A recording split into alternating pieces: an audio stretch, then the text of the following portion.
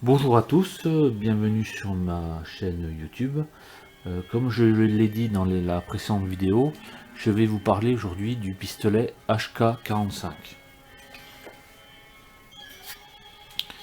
Donc le voici. Donc la nomination HK45, pourquoi? C'est très simple. HK, c'est le nom du fabricant. Éclair et Koch, pardon, c'est la marque. Je disais Koch avant parce que je suis français et pour moi CH ça faisait che, donc je disais Koch. Et on m'a dit non, ça s'appelle Core, en allemand on dit Core, donc éclair ou Core, voilà. 45 c'est très simple, c'est le calibre 45, donc ils n'ont pas été chercher midi à 14h, hein. HK 45, voilà. Donc cette arme, bah, la voici, hein. Comme je disais tout à l'heure, très belle arme. Donc avant de parler de l'arme en elle-même, je vais revenir un petit peu sur l'historique de la marque. Donc la marque Éclair et Core a été fondée en 1949 par trois ingénieurs, Edmund Éclair, Theodore Core et Alex Seidel. Donc cette marque, elle a surtout été reconnue quand ils ont fait le fusil d'assaut, le HK G3.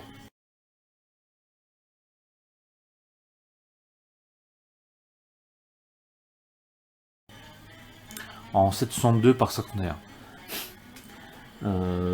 C'est un excellent fusil d'assaut qui a été adopté par de nombreuses armées. Donc là, en l'occurrence, je vais vous parler principalement des pistolets. Donc le premier pistolet, à ma connaissance, hein, après est-ce qu'ils en ont fait avant, je ne peux pas vous le dire, je ne l'ai pas trouvé. Le premier pistolet qu'ils ont fait, c'est le HK4.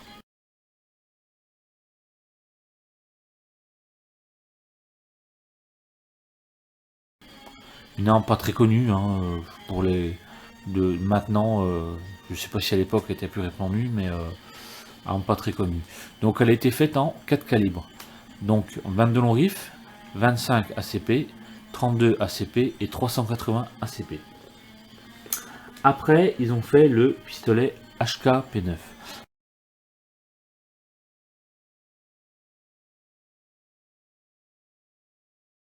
Oui, entre parenthèses, je vous mettrai des photos de chaque arme de chaque arme entre chaque arme que je citerai. Donc voilà, je vous mettrai une photo pour vous montrer les armes. Donc après comme j'ai dit, le HK-P9, donc c'est pareil, il a été fait en 9 mm et il me semble en 45. Après, il y a eu le HK-VP70.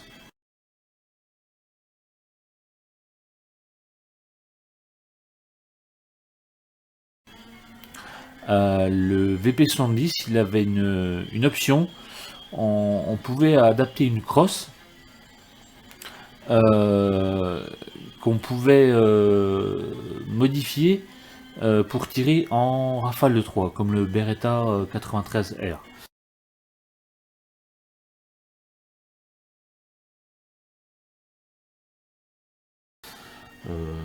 Donc je vous mettrai aussi une photo. Après ce modèle, il y a eu le P7 M8.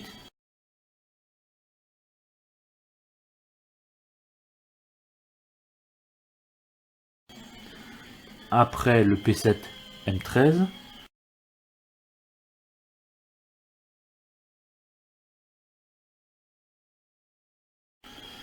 Et enfin, on en vient au pistolet qui a commencé à rendre célèbre la marque, le HK USP.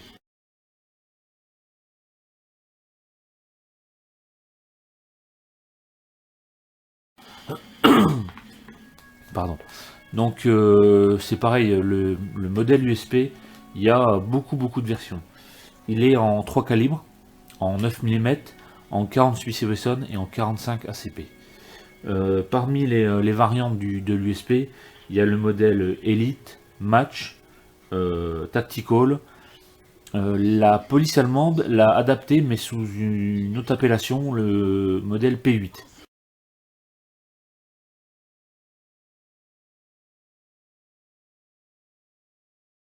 Le P8, il avait la particularité d'avoir un chargeur transparent et le levier de sûreté était inversé par rapport au modèle USP.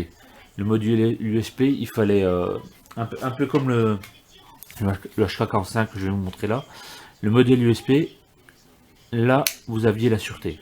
Sur le modèle P8, c'était inversé, c'est-à-dire qu'il fallait abaisser le levier pour mettre la sûreté. Voilà. C'est à peu près toutes les modifications qu'il y a eu sur le P8 par rapport au modèle USP.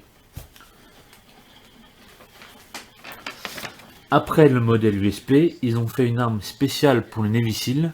C'est le HK Mark 23. En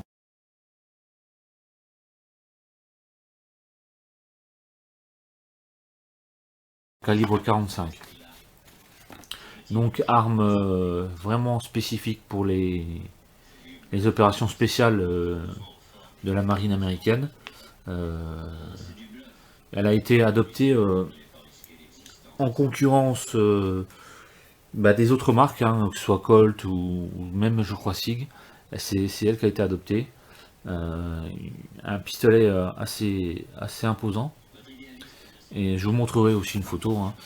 Le pistolet a été rendu un peu célèbre, on va dire, dans les vidéos au niveau des jeux vidéo. Je vais y arriver. Dans la série Metal Gear. Bon, c'est une petite parenthèse, hein, voilà. Et dernièrement, je l'ai vu dans la série The Walking Dead dans la saison 5. Donc voilà. Donc après le MK23, le Mark 23, pardon, ils ont fait le HK P2000.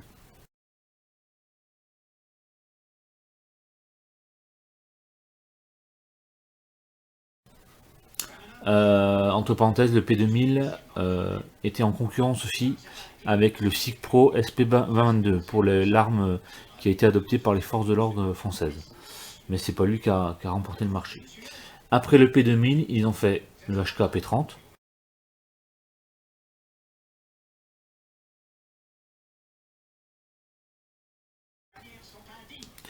Après le HK45 dont je vais vous présenter là. Et l'année dernière, ils ont sorti un nouveau modèle, le HK VP9 ou SFP9.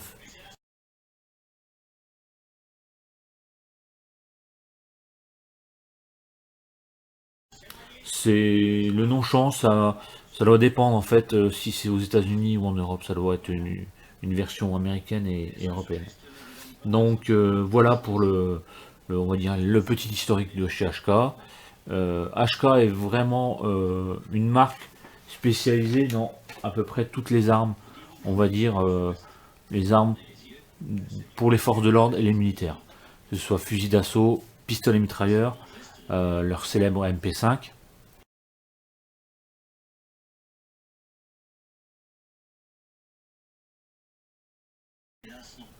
Euh, Mitrailleuse légère, lance-grenade, fusil de précision. Bon, après c'est les fusils semi-automatiques, hein, mais donc ils ont une panel d'armes assez conséquente.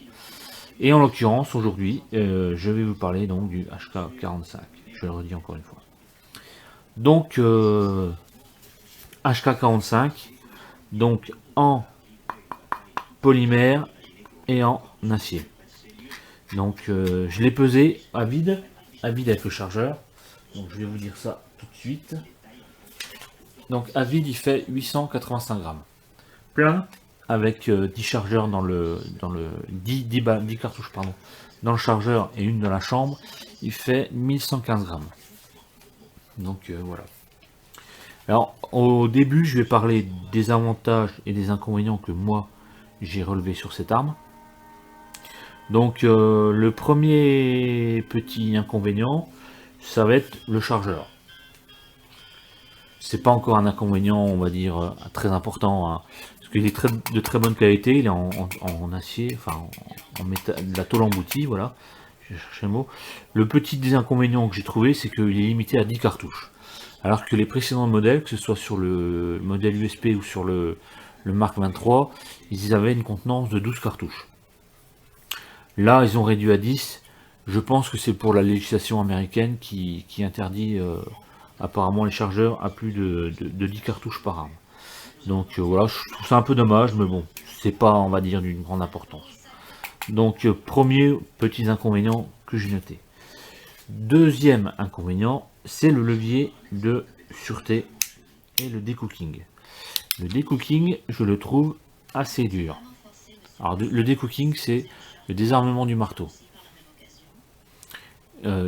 Faut abaisser le levier, voilà, là ici, hop, le marteau se désarme. Donc je le trouve un peu dur sur le mien. Après, est-ce que c'est parce qu'il est neuf, il n'a pas tiré encore beaucoup de coups, il doit en être à 200 à peine. Donc ça fait quelques mois que je l'ai, donc je l'ai vraiment pas encore rodé, je pense. Après, le troisième petit inconvénient, c'est le levier de sûreté. Avant, j'étais un inconditionnel du levier de sûreté. Je préférais qu'il y en avait sur chaque pistolet semi-automatique. Je préférais quand il y en avait un. Mais maintenant, je m'aperçois que c'est plus utile. De nos jours, avec les pistolets modernes, c'est plus vraiment utile.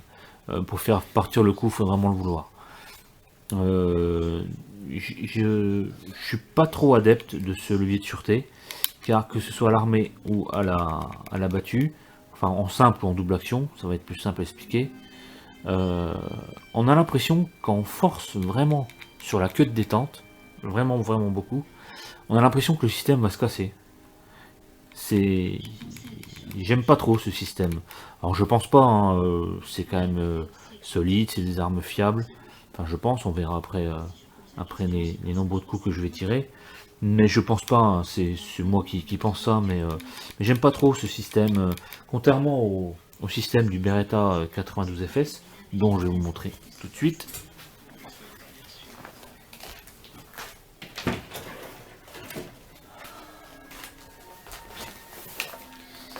Alors c'est pas un vrai Beretta, je vous le dis tout de suite, c'est un modèle Airsoft, mais c'est exactement les mêmes manipulations que le vrai. Donc j'enlève quand même le chargeur, vous voyez, modèle Airsoft, hein, on met les billes, mais c'est exactement le même modèle.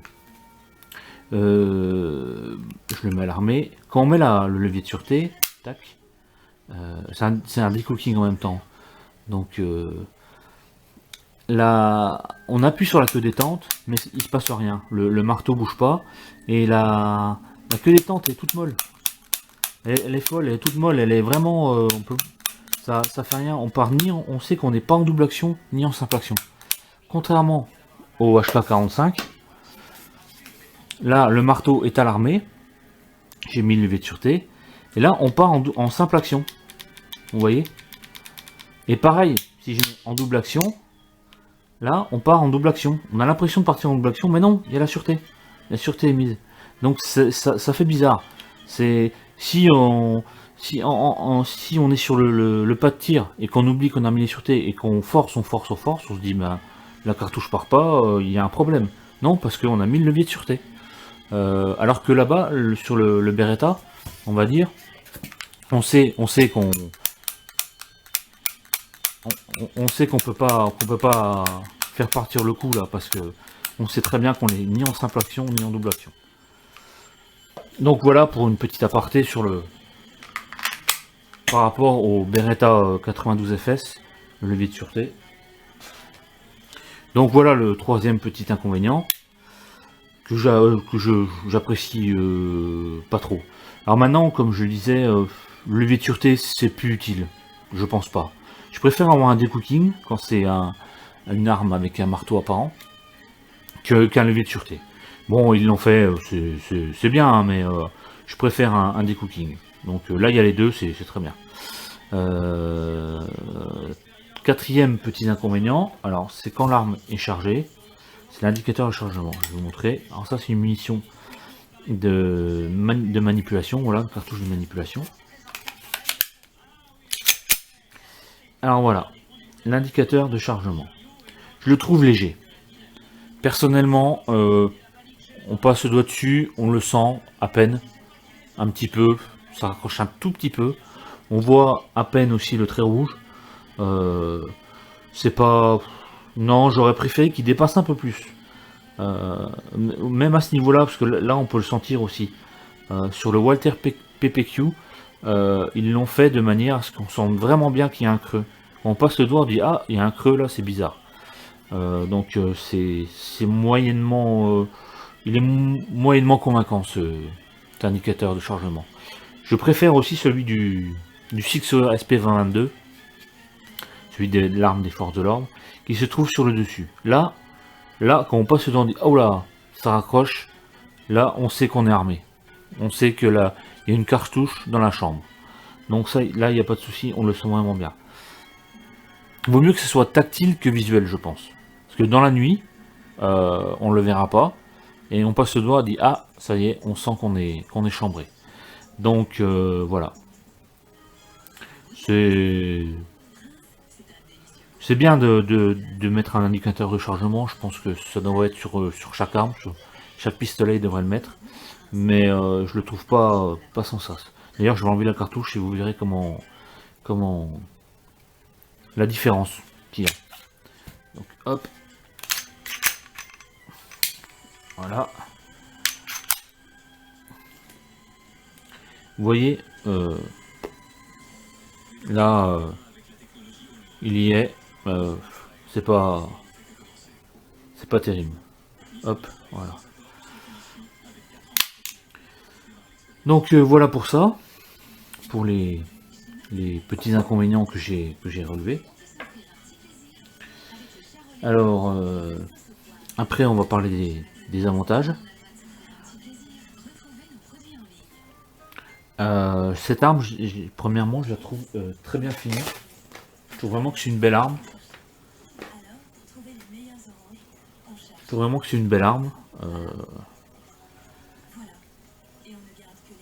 Il y a des stries de préhension sur le devant et à l'arrière de la glissière. Donc je la trouve vraiment bien réalisée, je dis encore. Deuxième avantage, c'est qu'elle est presque entièrement ambidextre, à part le levier de sûreté et le décooking. Vous avez un arrêtoir de glissière de chaque côté. Donc un là et un là, voilà.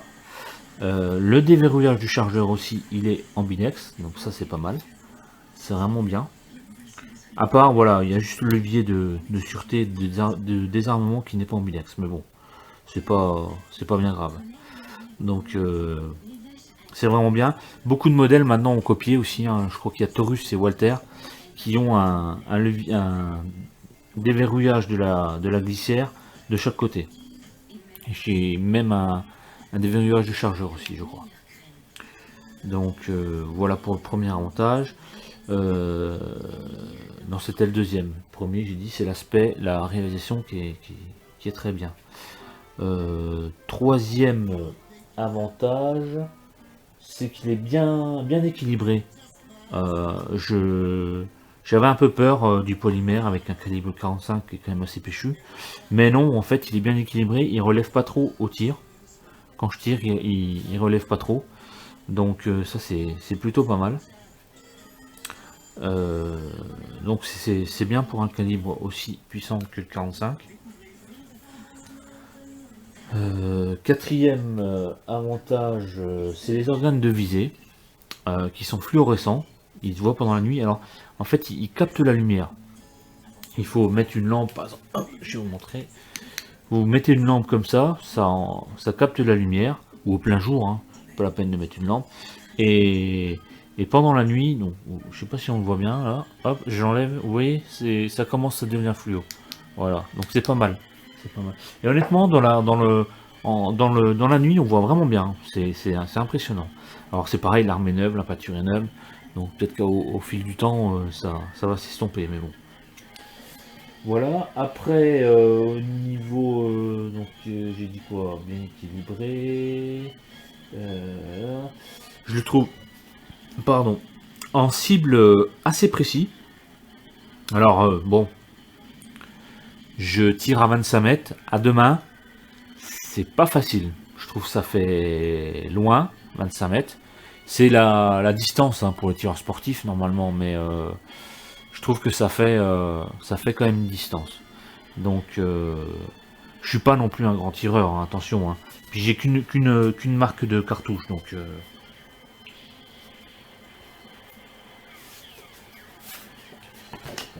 voilà, je vais vous montrer une cible hein, que j'ai fait à 25 mètres, hein, donc à deux mains hein, bien sûr. Donc voilà, mieux voir de l'autre côté, voilà. Donc bon c'est pas mal hein, quand même. Hein, je vous dis, je suis pas un grand tireur, mais à 25 mètres sur une petite cible comme ça, moi je suis content, personnellement je suis content de moi. Je demande pas à faire voilà plein centre, hein, partir au moins pour moi que c'est dans la cible, ça me convient. Pardon. Alors c'est pas un visuel C50. Hein. C'est pas un visuel C50. J'ai acheté ça à Decathlon, hein, donc mais ça fait le travail. Hein. Ça va tout aussi bien. Hein. C'est voilà. Moi ça se vend par Lanso, donc par le lot de 100, pardon. Donc non, ça fait tout à fait le travail. Donc voilà pour cette précision de l'arme. Pour l'instant, j'ai relevé aucun incident de tir, donc pour l'instant elle est assez fiable.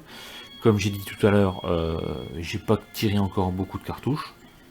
Donc voilà. Donc les premières cartouches que j'ai achetées, c'est de la Celier Bello. Donc voilà la balle, voilà les cartouches. Alors c'est de la 45 auto, 230 grains et 14,9 grammes, on va dire 15 grammes. Donc voilà, c'est des boîtes de 50, c'est à peu près 21 € la boîte. Hein. Donc voilà. Je vais m'arrêter là pour cette vidéo. Et je continuerai cette vidéo, ce test sur cette arme sur une prochaine vidéo. Voilà, je vous remercie de me suivre. À bientôt.